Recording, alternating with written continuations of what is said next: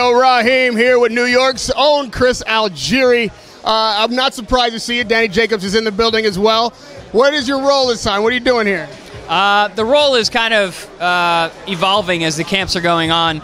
Initially brought on as a nutritionist and also preparing the foods, then kind of transitioned into helping with the actual boxing technique. This camp I've actually taken on some roles as actually some sparring partner, doing some rounds with Danny as well, holding some mitts at certain times. His manager Keith Connolly calls me a Swiss Army knife because whenever they need me, I'm there and available. So it's been an interesting go. Now, what about your boxing career? I mean, when is your camp going to get started up? You know, we're talking about it all the time and talking with Coach Andre quite a bit and Daniel as well. You know, we're all chomping at the bit for me to get back in there. We just got to work out the business side. You know, a lot of fighters are looking for ways to transition out of the sport when they're done. Some guys grab the mic. Nutritionist is different. It's not that common. But like you say, your Swiss Army knife, you seem to be having such a good time doing this. Is it possible that this is the transition? So this was kind of the idea for the transition, at least for a little bit after my career.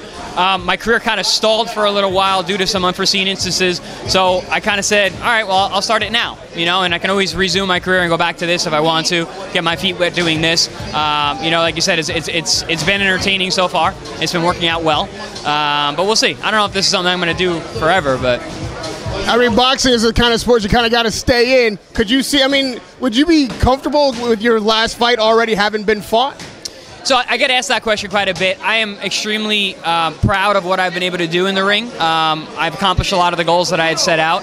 I still feel like I have more to give, but at the same time, if it's not the right opportunity and it's not good for me, then you know, I can always walk away. You know, I've always said my boxing career could end at any time.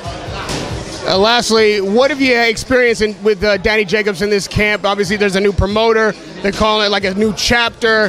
This is definitely a second bite at superstardom. He's going to climb that ladder again. Talk to me about the process you're going through with him.